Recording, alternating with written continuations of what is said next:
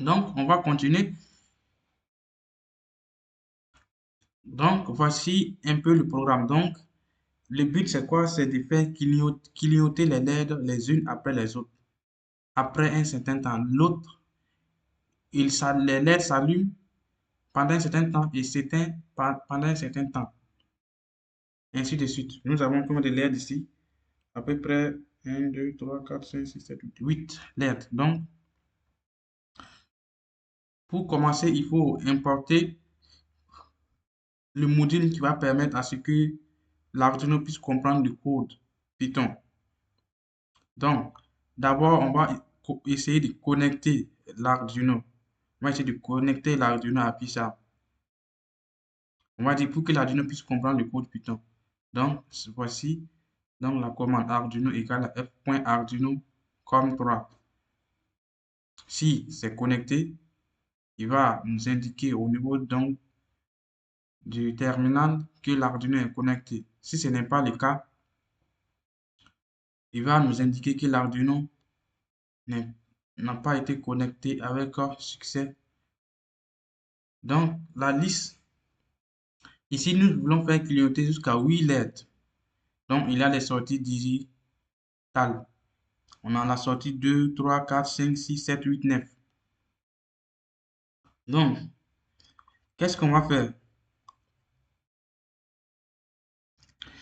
On va, à partir donc de la LED, c'est-à-dire à partir donc de la sortie 2, il va allumer la LED Arduino, vous voyez, for pin in, c'est-à-dire pour les pins commençant de 2 à 9 là, il va allumer Arduino.digital pin write, c'est-à-dire, il a dit, il va write entre parenthèses 1, c'est-à-dire, il va allumer la LED, allumer la LED.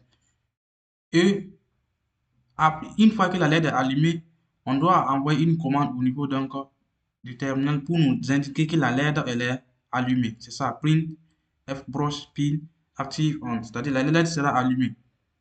Pendant combien de temps que la LED sera allumée? La LED sera allumée pendant 0,5 secondes. Vous voyez, time sleep, c'est nous, on a donné ce temps. On peut dire que c'est égal. On peut lui dire de s'allumer pendant 0,2 secondes, ou bien 10 secondes, ou bien, en tout cas, c'est à nous de définir un temps.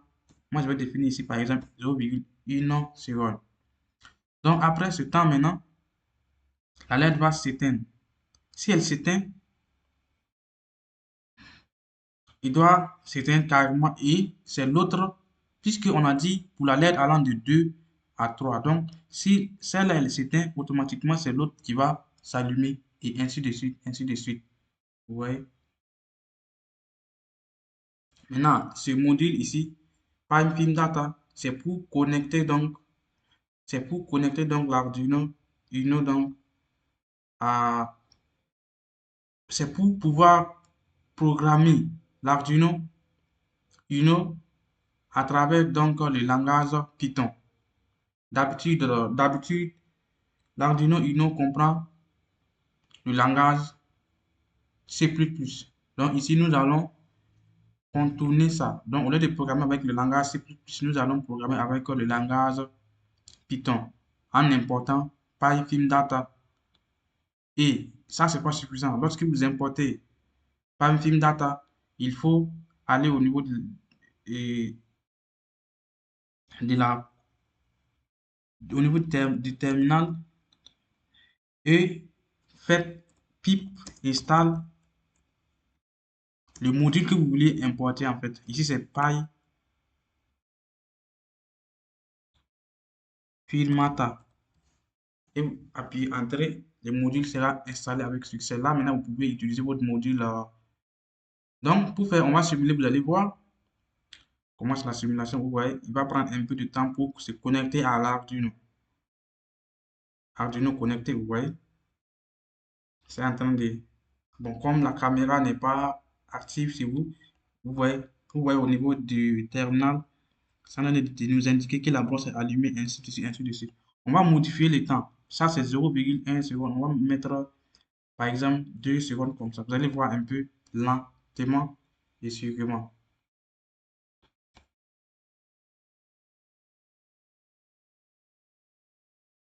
Arduino connecté, brosse 2 activée. Vous voyez? Brosse 2 désactivée.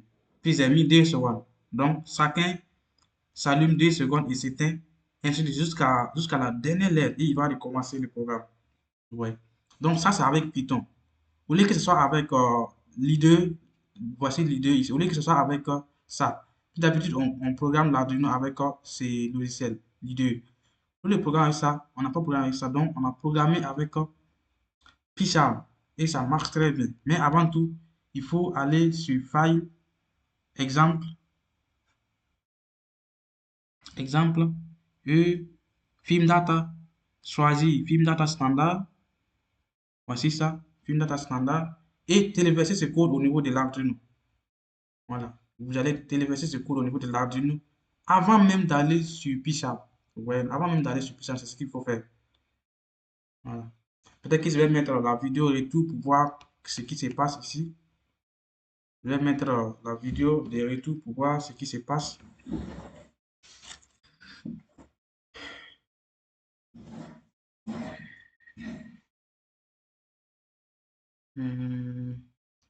Bon, je vais changer. Bon, je vais mettre. Je vais voir est-ce qu'il y aura.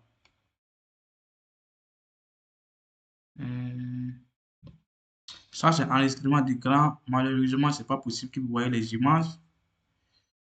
Hum, Mais ce n'est pas trop grave, ce n'est pas trop grave. Donc, c'est ça. Vous voyez? Sinon, moi, j'ai les images ici. Ça s'active devant moi ici. Mais ici, c'est l'enregistrement vidéo, donc vous ne pouvez pas voir ça. Donc, il faut vous contenter, en fait, au niveau du terminal pour voir. Vous voyez, ainsi de suite. Les deux activés pendant 2 secondes. Les deux désactivés. Les ainsi de suite. Vous voyez? Peut-être je vais augmenter le temps pour pouvoir, pour que vous compreniez bien. Je vais mettre 5 ou bien 4 secondes, par exemple. 4 secondes. 4 secondes. 4 secondes. Prendre du temps pour se connecter. Arduino connecté, brosse T activé. Et il va s'arrêter pendant 4 secondes. C'est moi qui ai donné ce temps. Vous voyez, après 4 secondes, il se désactive et le suivant s'active. Vous voyez, ainsi de suite. Et ça, c'est en temps réel chez moi ici. Mais comme c'est l'enregistrement vidéo, je ne peux pas vous montrer cette. Je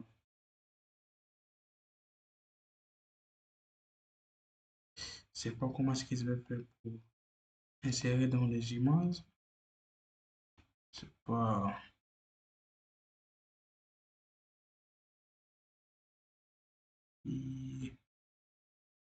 Bon, c'est pas trop grave. En tout cas, c'est le principe. Au lieu de coder avec l'idée, nous avons codé avec Sharp. Ouais. Allez, n'hésitez pas à me poser des questions si toutefois vous avez des questions. Au revoir.